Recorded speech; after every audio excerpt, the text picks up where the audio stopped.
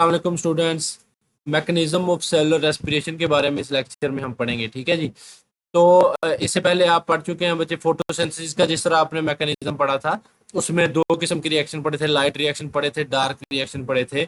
इस तरह जब सेलुलर रेस्पिरेशन होती है, ठीक है, तो सेलुलर रेस्पिरेशन की आपने ये डेफिनेशन पढ़ी थी, यहाँ पे डेफिनेशन मौजूद है कि जिसमें कार्बन और हाइड्रोजन के बॉन्ड तोड़े जाते हैं फूड में होता क्या है, इस तरह क्या होती है, ग्लूकोज होती है C6H12O6, ठीक है। तो इसकी क्या की जाती है, ऑक्सीडेशन की जाती है, ठीक है। तो ऑक्सीडेशन करके इसमें से जो एनर्जी है वो निकाली जाती है।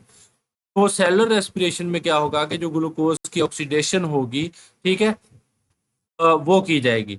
तो हमने पढ़ा कि जो एरोबिक रेस्पिरेशन होगी उसमें ग्लूकोज की मुकम्मल ऑक्सीडेशन कर ली जाएगी, सारी एनर्जी इसमें से निकाल ली जाएगी और ऑक्सीजन की मौजूदगी में होगी। और जो एनारोबिक रेस्पिरेशन है, ठीक है, उसमें क्या होगा कि उसमें ग्लूकोज की मुकम्मल ऑक्सीडेशन नहीं होती, लेकिन दोनों में एक चीज सेम है कि जो पहला स्टेप है, ठीक है, वो ग्लूकोज को तोड़ा जाता है, ठीक है। तो वो एनारोबिक में भी तोड़ा जाता है, वो एरोबिक में भी तोड़ा जाता है, तो इसके लिए ऑक्सीजन की जरूरत नहीं होती, ठीक है। लेकिन हमने जो मैकेनिज्म पढ़ना है वो एरोबिक रेस्पिरेशन के बारे में ही ज्यादातर पढ़ना है कि उसमें जो खुराक की जो मुकम्मल ऑक्सीडेशन है वो किस तरह होगी, ठीक है। तो उसके जो मजीद आगे स्टेप है फिर वो आएंगे, ठीक है।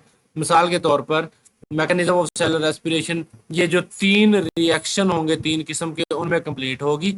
सबसे पहला ग्लाइकोलिसिस होगा, ठीक है, उसके बाद होगा क्रेब्स साइकिल होगा, उसके बाद ये इंटरलिंक है आपस में, पहले एक आएगा ग्लाइकोलिसिस, फिर क्रेब्स साइकिल में चीजें जाएंगी, फिर उसके बाद इलेक्ट्रॉन ट्रांसपोर्ट चेन में जाएंगी। तो ये तीन जो रिएक्शन होंगे, तीन स्टेप में जो है वो ग्लूकोज का मॉलिक्यूल वो टूटकर एटीपी देगा, एनर्जी देगा, ठीक है।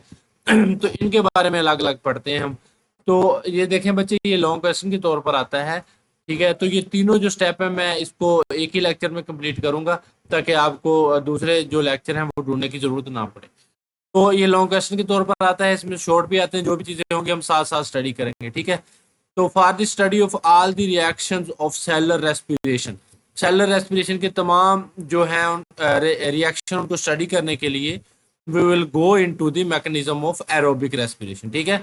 तो हम जो एरोबिक रेस्पिरेशन है उसका मैकेनिज्म पढ़ेंगे ताकि हमें जो सेलुलर रेस्पिरेशन है उसके तमाम रिएक्शन है हमें पता चले। तो एरोबिक यानी कि एरोबिक रेस्पिरेशन यानी कि जो कि ऑक्सीजन की मौजूदगी में होती है, लेकिन आपने याद रखना है जो पहला स्टेप है ग्लाइकोलिसिस, इसके लिए ऑक्सीजन की जरूरत नहीं होती। तो ये एनारोबिक रेस्पिरेशन यानी कि फर्मेंटेशन में भी ये काम हो रहा होता है, ठीक है ना। जो ग्लाइकोलिसिस से पायरोविक एसिड बनता है, बाद में उसको अल्कोहलिक फर्मेंटेशन या लैक्टिक एसिड फर्मेंटेशन के जरिए प्रोसेस किया जाता है। तो इसके थ्री मेन स्टेप्स हैं एरोबिक रेस्पिरेशन के। सबसे पहले ग्लाइकोलिसिस। बच्चे ये रिएक्शंस का बहुत पेचीदा सिलसिला है, बड़ा थोड़े से डिफिकल्ट होते हैं ये, लेकिन आपकी किताब पर बिल्कुल आसान करके बताया गया है। मेरी भी कोशिश होगी कि मैं बाहर से कोई आपको जो मुश्किल जो डिफिकल्ट वर्ड्स हैं वो ना बताऊं, ठीक है। तो आप भी इन पर ही रिलाय कीजिए। तो अगर किसी चीज की समझ ना लगे तो आप कमेंट सेक्शन में पूछ लीजिएगा।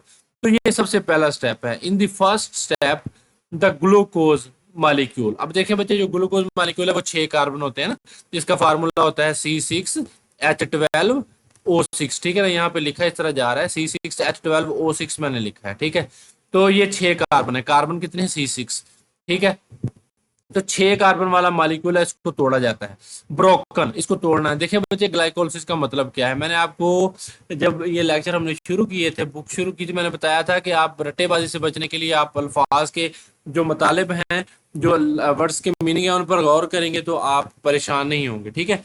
तो ग्लाइकोलिसिस का क्या मतलब है, ग्लाइको का मतलब है sugar, glucose, glucose and lysis का मतलब है तोड़ना, यानी कि इसमें ग्लूकोज को तोड़ा जाता है। तो यही बात उसने कही है कि ये पहला स्टेप है, इसमें जो ग्लूकोज 6 कार्बन वाला है उसको तोड़ा जाता है। किस में तोड़ा जाता है, पायरोवेट में तोड़ा जाता है। ये देखें बच्चे, ये 1 है, ये 2 है, ये 3 4 5 6 जो है कार्बन है बच्चे, ठीक है। 6 कार्बन वाला क्या है, ये ग्लूकोज का मॉलिक्यूल है, और इसको तोड़ा के इसमें जाता है 2 मॉलिक्यूल में तोड़ा जाता है। जब 2 मॉलिक्यूल बनेंगे 6 वाले से तो 3 3 के बन जाएंगे, 3 वाला एक ये 1 2 3 और एक ये 3 वाला। तो ये मॉलिक्यूल किस चीज के बनेंगे, पायरोविक एसिड के बनेंगे। तो ये 3 3 कार्बन वाले 2 मॉलिक्यूल पायरोविक एसिड के बन गए ग्लूकोज से। तो इसको हमने क्या बोल दिया, ग्लाइकोलिसिस। तो इसके अलावा इसमें और भी चीजें बनती हैं। It results in 2 molecules of pyruvic acid with 2 ATP and 2 NADH। NADH पता है आपको कि ये एनर्जी के कैरियर हैं, ठीक है, इनमें भी एनर्जी होती है, बाद में एंड पे जाके इनमें जो मौजूद एनर्जी होगी वो भी निकाल ली जाएगी, ठीक है, इलेक्ट्रॉन ट्रांसपोर्ट चेन में। और उसके अलावा तो ये बच्चे ये देखें यहाँ पे एटीपी थे, ठीक है, यहाँ पे एनर्जी इस्तेमाल भी हो रही है। दरअसल उसने यहाँ पे बोला है कि 2 ATP बन रहे हैं, ठीक है। आप इस चीज पर गौर करेंगे तो इसने कहा कि 6 कार्बन को तोड़ा जाता है और इसके नतीजे में पायरुविक एसिड के 3 कार्बन के 2 मॉलिक्यूल बनते हैं, ठीक है। तो 2 ATP और 2 NADH हासिल होते हैं। तो यहाँ पे 2 ATP आपको, यहाँ पे 4 ATP लिखा हुआ है। दरअसल बच्चे ये जो 2 ATP थे यहाँ पे ये इस्तेमाल हो गए हैं, ठीक है ना। अब ये देखें यहाँ पे 2 ATP थे, ये 2 ADP में कन्वर्ट हो गए। देखें एडिनोसिन ट्राई फास्फेट, एटीपी का मतलब है ट्राई, ट्राई का मतलब है 3, फास्फेट मतलब 3 फास्फेट। तो जब आपको पता है, जब आपने एटीपी का स्ट्रक्चर पढ़ा था कि इसका जो बाहर वाला फास्फेट बॉन्ड तोड़ा जाता है तो एनर्जी मिलती है। तो जब एनर्जी चाहिए होगी इस रिएक्शन को चलाने के लिए भी जाहिर बात है एनर्जी चाहिए होगी, ठीक है। तो ये वाला जो एटीपी है इसको तोड़ा जाएगा, ठीक है जी। और इस एटीपी को तोड़कर एडीपी में एडिनोसिन डाई फास्फेट, अब फास्फेट कितने रह गए, डाई, डाई मतलब है 2, अब 2 फास्फेट रह गए, मतलब कि एक फास्फेट ने टूट के एनर्जी दे दी है, ठीक है। तो ये एटीपी और एडीपी का चक्कर है कि यहाँ पे एटीपी को तोड़कर एनर्जी हासिल की जा रही है, ठीक है ना। तो यहाँ पे जो 4 ATP लिखा हुआ है, फिर दोबारा क्या किया जाएगा, जो एनर्जी यहाँ पे मिलेगी वो एडीपी से जो एडिनोसिन डाई फास्फेट है उसमें मजीद एक फास्फेट ऐड किया जाएगा। डाई फास्फेट 2 फास्फेट वाला था, तो इसमें क्या है, एक और फास्फेट आके लग जाएगा, तो एटीपी ट्राई फास्फेट फिर से दोबारा बन जाएगा, ठीक है। तो ये एटीपी दोबारा बन गया। तो यहाँ पे 4 ATP लिखे हैं, 2 आपको पता है कि यहाँ पे इस्तेमाल हो गए हैं, और तो ये 4 टोटल लिखे हैं। लेकिन जो चीज हमें तो पैसे मिसाल के तौर पर एटीएम से आप निकलवाते हैं, तो आपकी जो पैसे हैं वो निकलवाने के दौरान भी वो एटीएम जो है वो सर्विस चार्जेस के तौर पर काटता है, ठीक है। या बैंक से निकलवाते हैं तो वो भी ज्यादा कैश निकलवाते हैं तो वो पैसे काटते हैं। आप तो वही चीज काउंट करेंगे जो आपके अकाउंट में आएगी, ठीक है, जो आपकी जेब में आपके वॉलेट में आएंगे पैसे, ठीक है। तो टोटल एटीपी 2 ही बनते हैं, तो इस चीज से आपने परेशान नहीं होना। यहाँ पे 4 लिखे हैं, इसने ये तमाम लिखे हैं जो रिएक्शन में बने थे। उसके बाद बच्चे जो एनएडी था, ये एनएडी का नाम आएगा, एफएडी का नाम आएगा, तो ये कोएंजाइम है। आपको पता है कि कोएंजाइम नॉन प्रोटीन पार्ट होते हैं। एंजाइम वाले चैप्टर में आप पढ़ चुके हैं कि एंजाइम को बेहतर काम करने के लिए नॉन प्रोटीन पार्ट भी चाहिए। एंजाइम खुद प्रोटीन है लेकिन उसको नॉन प्रोटीन पार्ट भी चाहिए होता है। तो ये निकोटिनामाइड एडेनिन है, ठीक है ना। तो ये जो है ये इलेक्ट्रॉन के एक्सेप्टर है, मतलब कि इलेक्ट्रॉन को एक्सेप्ट कर सकते हैं, ठीक है ना। तो ये जब इलेक्ट्रॉन को एक्सेप्ट करेगा तो एनएडी ये प्लस था, तो ये इस जब इलेक्ट्रॉन पर नेगेटिव चार्ज होता है तो बच्चे ये इलेक्ट्रॉन को एक्सेप्ट करेगा, तो ये हाइड्रोजन और इलेक्ट्रॉन को एक्सेप्ट करके एनएडीएच में कन्वर्ट हो जाएगा। तो ये भी एनर्जी की एक किस्म है, एनर्जी के कैरियर है एनएडीएच।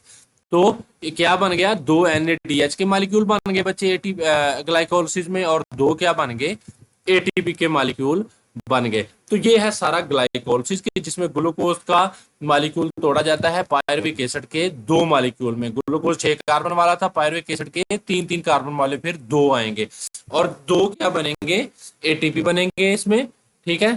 और ये सारा काम बच्चे हो रहा है, ये साइटोप्लाज्म में हो रहा है। This process is called glycolysis.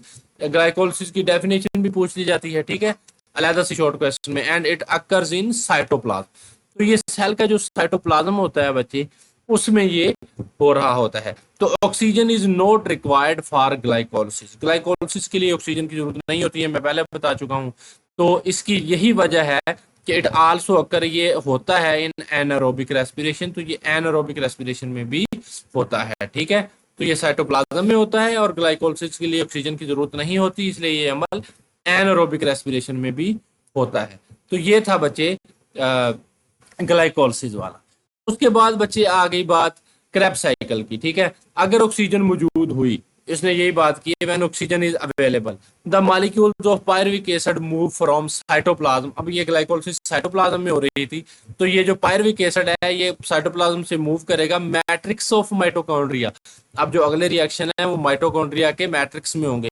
हमने माइटोकॉन्ड्रिया को बोला कि ये power house of the cell है, हम यही पढ़ते आ रहे हैं सेल वाले चैप्टर से कि ऑर्गेनेली ये क्या है, ये power house of the cell है। तो पावर किस तरह पैदा करनी है, तो जब बच्चे ये पायरुविक एसिड आएगा माइटोकॉन्ड्रिया में, तो ये रिएक्शन को स्टार्ट होने से पहले इसको ना एसिटाइल कोएंजाइम ए में बदल दिया जाएगा, ठीक है ना। तो इस चीज को पढ़ने से पहले हम थोड़ी सी इसकी थ्योरी पढ़ लेते हैं। उसने कहा है कि here is a series of reaction called Krebs cycle. तो ये सीरीज ऑफ रिएक्शन जो होगी इसको हम क्रेब्स साइकिल, ये जो रिएक्शन का सिलसिला होगा बच्चे, ठीक है, इसको हम क्या कहेंगे, क्रेब्स साइकिल कहेंगे। तो जब ऑक्सीजन, ये काम ऑक्सीजन की मौजूदगी में होना है। अब जो क्रेब्स साइकिल का काम है, ये बच्चे अलग से भी लॉन्ग क्वेश्चन है क्रेब्स साइकिल पर, नोट लिखें, ठीक है। तो छोटा सा है ये, तो आपने इसको अच्छे तरीके से करना है। ग्लाइकोलिसिस अलग से आता है, क्रेब्स साइकिल अलग से आता है, ये जो इलेक्ट्रॉन ट्रांसपोर्ट चेन है ये अलग से आता है। तो जब ऑक्सीजन दस्तयाब होगी तो जो पायरुविक एसिड के मॉलिक्यूल हैं साइटोप्लाज्म से ये माइटोकॉन्ड्रिया के मैट्रिक्स में चले जाएंगे।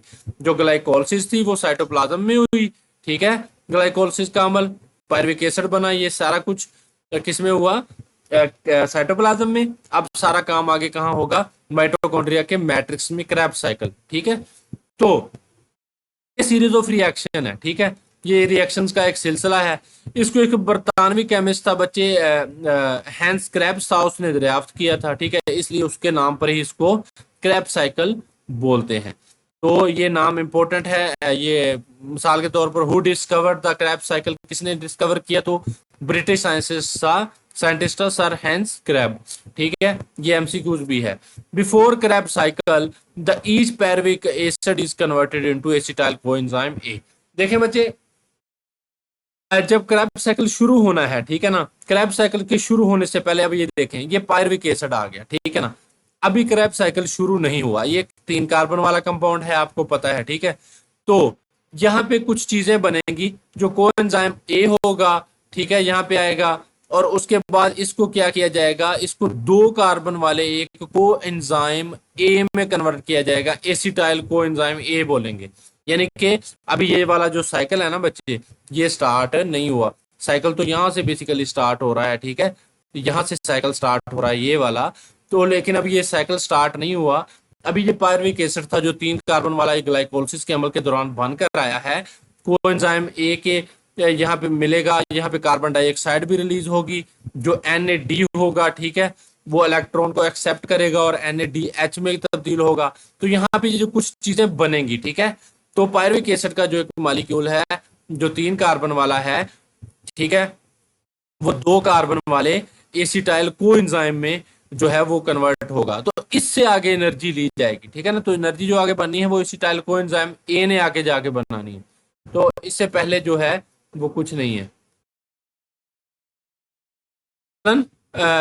कि ये पायरुविक एसिड डायरेक्ट नहीं इंटर होगा, इसको एसिटाइल कोएंजाइम ए में जो है वो कन्वर्ट किया जाएगा और फिर आगे ये जाके काम करेगा, ठीक है। तो ये बात उसने यहाँ की है, यानी कि क्रैब साइकिल में इंटर होने से पहले जो पायरुविक एसिड है वो एसिटाइल कोएंजाइम ए में कन्वर्ट किया जाएगा, यहाँ पे कार्बन डाइऑक्साइड भी बनेगी और NADH भी बनेगा, ठीक है। तो ये NADH भी बन रहा है, NAD से बनता है, आपको पता है कि ये कोएंजाइम है, ये भी कोएंजाइम है, ये भी, ये सारा सिलसिला जो है बच्चे ये एंजाइमेटिक है, मुख्तलिफ एंजाइम है, उनके बड़े मुश्किल नाम है। तो उनको काम करने के लिए जो नॉन प्रोटीन पार्ट चाहिए, सिर्फ यहाँ पे उन्हीं के नाम लिखे हुए हैं, जैसे निकोटिनामाइड डाइन्यूक्लियोटाइड है, ठीक है, NAD है, आगे FADH2 भी आएगा, ठीक है ना, अगले आगे जाके वो साइकिल में ये चीजें आएंगी, ये भी एक कोएंजाइम है, ठीक है। तो यहाँ पे एंजाइम्स के नाम नहीं लिखे हुए, तो आपके लिए याद करना आसान है, वो आपको आगे FSC में या हायर क्लासेस में आपको याद करने होंगे। तो ये कोएंजाइम मिला, ठीक है, उसके बाद NAD है, इसने क्या किया कि ये NADH में रिड्यूस हो गया। रिड्यूस का मतलब ये है कि बच्चे इस पे पॉजिटिव चार्ज था, पॉजिटिव चार्ज का मतलब ये है कि इस पे नेगेटिव चार्ज की कमी थी, इलेक्ट्रॉन इस हासिल कर सकता है। इलेक्ट्रॉन पे नेगेटिव चार्ज होता है ना, तो जब ये इलेक्ट्रॉन और हाइड्रोजन हासिल करेगा तो इस पे आ जाएगा, इसकी रिडक्शन हो जाएगी। रिडक्शन का मतलब क्या है, हाइड्रोजन हासिल करना और इलेक्ट्रॉन हासिल करना, तो ये NADH में कन्वर्ट हो जाएगा। तो ये भी एनर्जी के कैरियर हैं। तो यहाँ पे कार्बन डाइऑक्साइड भी प्रोड्यूस होगी। तो अब एसिटाइल कोएंजाइम ए में कन्वर्ट हो गया है, ठीक है। आगे क्या होगा, in Krebs cycle the acetyl coenzyme A is completely oxidised to carbon dioxide, ठीक है। तो यहाँ पे क्या होगा कि अब ये जो एसिटाइल कोएंजाइम था बच्चे, ये इसकी कंप्लीट क्या है, ऑक्सीडेशन कर ली जाएगी। इसकी ऑक्सीडेशन से मतलब यही है कि जो ग्लूकोज आपने ली है आपके खून में शामिल हुई है उसी की ऑक्सीडेशन हो रही है। आपकी जो फूड खाई है बस उसको मुख्तलिफ चीज़ों में कन्वर्ट किया जा रहा है। पहले ग्लाइकोलिसिस में ग्लूकोज को कन्वर्ट कर दिया पायरुविक एसिड में, फिर पायरुविक एसिड को दूसरे क्रैब साइकिल में कर दिया गया एसिटाइल कोएंजाइम में, ठीक है, जो कि 2 कार्बन वाला कंपाउंड था। तो यहाँ पे बच्चे उसने कहा है कि यहाँ पे इसकी जो मुकम्मल ऑक्सीडेशन कर दी जाएगी, कार्बन डाइऑक्साइड बनेगी। आपको पता है कि कार्बन डाइऑक्साइड आप सांस के जरिए जो निकालते हैं ये यहाँ पे ही बन रही होती है, ठीक है। तो ये कार्बन डाइऑक्साइड आप सांस के जरिए रिलीज कर देंगे। उसके बाद उसने बच्चे बोला है it result in the formation of ATP and energy rich compounds, ठीक है। तो इससे एटीपी भी बना ली जाती है और एनर्जी रिच कंपाउंड्स भी बना लिए जाते हैं। मैंने आपको बताया कि एनर्जी रिच कंपाउंड कौन से हैं, तो ये NADH है, ठीक है। तो ये भी एनर्जी का कैरियर है, इसमें बहुत सारी एनर्जी है जो कि आगे इलेक्ट्रॉन, जो तीसरा स्टेप है इलेक्ट्रॉन ट्रांसपोर्ट चेन का, उसमें जाकर निकाली जाएगी। ये FADH2 है, फ्लेवन एडेनिन डाइन्यूक्लियोटाइड। ये पूछा जाता है कि FADH और NADH किसके मुखफ़फ़ हैं, तो ये निकोटिनामाइड डाइन्यूक्लियोटाइड है, रिड्यूस फॉर्म में है, H लगा हुआ है तो रिड्यूस फॉर्म में है। और FADH2 है, ये फ्लेवन एडेनिन डाइन्यूक्लियोटाइड है, ये भी रिड्यूस फॉर्म में है, हाइड्रोजन के 2 लगे हुए हैं। तो ये बचे एनर्जी इनसे एक्सट्रैक्ट की जाएगी, तो ये हाई एनर्जी रिच कंपाउंड है, ठीक है। तो क्रैब साइकिल में से पहले पायरुविक एसिड को एसिटाइल कोएंजाइम में तब्दील किया गया और कार्बन डाइऑक्साइड और NADH बने। तो उसके बाद इसकी जो क्रैब साइकिल में एसिटाइल कोएंजाइम ए था उसकी क्या है, कार्बन डाइऑक्साइड में मुकम्मल ऑक्सीडेशन हो गई, एनर्जी मिली, एटीपी की सूरत में मिली, और NADH और FADH2 मिले, ठीक है। तो FADH2 का क्या मतलब है, फ्लेवन एडेनिन डाई न्यूक्लियोटाइड, उसकी रिड्यूस शक्ल है, ठीक है। यानी कि रिड्यूस का मतलब ये है कि इसमें इलेक्ट्रॉन इसने हासिल किए हुए हैं। अच्छा, तो ये बच्चे उसने ये बात यहाँ पे की है। यहाँ पे ये NAD से क्या बन रहे हैं, NADH, ठीक है, निकोटिनामाइड डाइन्यूक्लियोटाइड रिड्यूस फॉर्म में। और FAD कोएंजाइम से क्या बन रहा है, यहाँ पे इन पे पॉजिटिव चार्ज था तो यहाँ पे इन्होंने इलेक्ट्रॉन लिए और ये रिड्यूस हो गए FADH2 में। तो यहाँ से ADP में फास्फेट ऐड करके ATP भी बन रही है, ठीक है। ये तीर ATP की तरफ है, इसका मतलब है ATP बन रही है। तो ये सारा बच्चे क्या है, क्रेब्स साइकिल है, कि जिसमें ये सारे जो चीजें हैं आपको एनर्जी की सूरत में, 2 चीजें एनर्जी की सूरत में मिल रहे हैं। एक तो ATP एनर्जी की सूरत में मिल रही है और दूसरे एनर्जी रिच कंपाउंड्स मिल रहे हैं जिनमें बहुत सारी एनर्जी है, NADH और FADH2।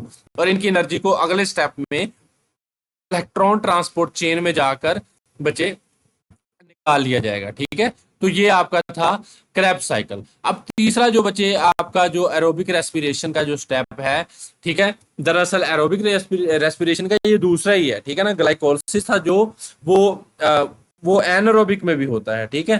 तो ये जो, लेकिन ये हम क्योंकि ये पढ़ रहे हैं, इसमें पढ़ रहे हैं हम कि ऑक्सीडेशन किस तरह कंप्लीट की जाती है, फूड के मॉलिक्यूल से कंप्लीटली एनर्जी किस तरह निकाली जाती है, इसलिए हम इसको तीसरा स्टेप ही बोलेंगे। तो तीसरा स्टेप है बच्चे इलेक्ट्रॉन ट्रांसपोर्ट चेन, इसे हम ETC भी बोलते हैं, ठीक है। तो ये ETC आपको मुखफ़फ़ के तौर पर आना चाहिए। ये बाज़ का बोर्ड में ना बच्चे पूछा हुआ है कि ETC क्या है, तो ये इलेक्ट्रॉन ट्रांसपोर्ट चेन ही है, ठीक है। तो ये आखिरी जो है वो सिलसिला है। देखिए बच्चे, ग्लाइकोलिसिस कहाँ हुई, ग्लाइकोलिसिस हुई साइटोप्लाज्म में। तो जो क्रेब्स साइकिल था बच्चे, वो कहाँ हुआ, ये MCQs के तौर पर पूछा जाता है। तो जो ग्लाइकोलिसिस का प्रोसेस है बच्चे, ये साइटोप्लाज्म में होता है, यहाँ किताब पे लिखा हुआ है आपको, ठीक है। तो ये अमल साइटोप्लाज्म में होता है। उसके बाद चीजें चली जाती हैं बच्चे, जो पायरुविक एसिड है उसको एसिटाइल कोएंजाइम ए में कन्वर्ट किया जाता है और चीजें चली जाती हैं बच्चे कहाँ, माइटोकॉन्ड्रिया के मैट्रिक्स में। तो ये क्रेब्स साइकिल है, इसको मजीद प्रोसेस किया जाता है, एसिटाइल कोएंजाइम है, इसको मजीद प्रोसेस किया जाता है माइटोकॉन्ड्रिया के मैट्रिक्स में, ठीक है। उसके बाद जो इलेक्ट्रॉन ट्रांसपोर्ट चेन है ना बच्चे, ये होगी इनर मेम्ब्रेन्स ऑफ माइटोकॉन्ड्रिया में, ठीक है। तो ये 3 MCQs आपके बनते हैं। वो पूछ सकता है कि ग्लाइकोलिसिस कहाँ होती है, साइटोप्लाज्म में, ठीक है। और उसके बाद जो क्रेब्स साइकिल है वो कहाँ होता है, माइटोकॉन्ड्रिया के मैट्रिक्स में। और जो इलेक्ट्रॉन ट्रांसपोर्ट चेन है वो कहाँ वकूफ पजीर होता है, उसके रिएक्शंस वो इनर मेम्ब्रेन। आपको पता है कि माइटोकॉन्ड्रिया में इस तरह की इनर मेम्ब्रेन्स होती हैं बच्चे, ठीक है। तो ये मिसाल के तौर पर माइटोकॉन्ड्रिया है, तो इसकी ये जो इनर मेम्ब्रेन्स होंगी, ठीक है, इनमें क्या है, ये ग्लाइकोलिसिस के जो रिएक्शंस हैं ठीक है, और सॉरी ग्लाइकोलिसिस के नहीं, इलेक्ट्रॉन ट्रांसपोर्ट चेन के जो रिएक्शन हैं वो यहाँ पे वकूअ पजीर होंगे। ठीक है, तो this step occur in the inner membranes of mitochondria. तो इलेक्ट्रॉन ट्रांसपोर्ट चेन का जो मरहला है ये माइटोकॉन्ड्रिया की मेम्ब्रेन पर वकूअ पजीर होता है। ड्यूरिंग इट इसमें क्या होगा बच्चे, जो पीछे से चीजें बन रही हैं ना, बन के आई हैं, उन्हीं को प्रोसेस करना है। देखें ग्लाइकोलिसिस में क्या था, ठीक है ना, सबसे पहले तो खून में जो है वो आपकी खुराक है वो ग्लूकोज में कन्वर्ट हुई, ठीक है ना, खून में शामिल हुई। तो फिर ग्लाइकोलिसिस में उसको क्या कर लिया गया, उसी ग्लूकोज को इस्तेमाल करके पायरुविक एसिड में तब्दील कर लिया गया। अब जो पायरुविक एसिड बना था ग्लाइकोलिसिस में, आगे वही गया क्रेब्स साइकिल में, उसको एसिटाइल कोएंजाइम में उससे पहले कन्वर्ट किया गया। तो एसिटाइल कोएंजाइम से एटीपी बनी और NADH और FADH2 बने। अब वही NADH और FADH2 है अब आ गए हैं इलेक्ट्रॉन ट्रांसपोर्ट चेन में। आपको पता है कि ये एनर्जी रिच कंपाउंड्स हैं, इनमें बहुत सारी एनर्जी है। ठीक है, तो क्या होगा इलेक्ट्रॉन ट्रांसपोर्ट चेन में, during it NADH and FADH2 change back into NAD and FAD bye releasing electrons. ये बने थे इलेक्ट्रॉन हासिल करके, ठीक है ना, बने थे इलेक्ट्रॉन हासिल करके, इनकी रिडक्शन होगी, इनकी क्या हुई थी, रिडक्शन हुई थी। ठीक है ना, यानी कि इन्होंने इलेक्ट्रॉन हासिल किए थे, हाइड्रोजन हासिल किए थे, लेकिन अब यहाँ पे इनसे एनर्जी दोबारा निकालनी है।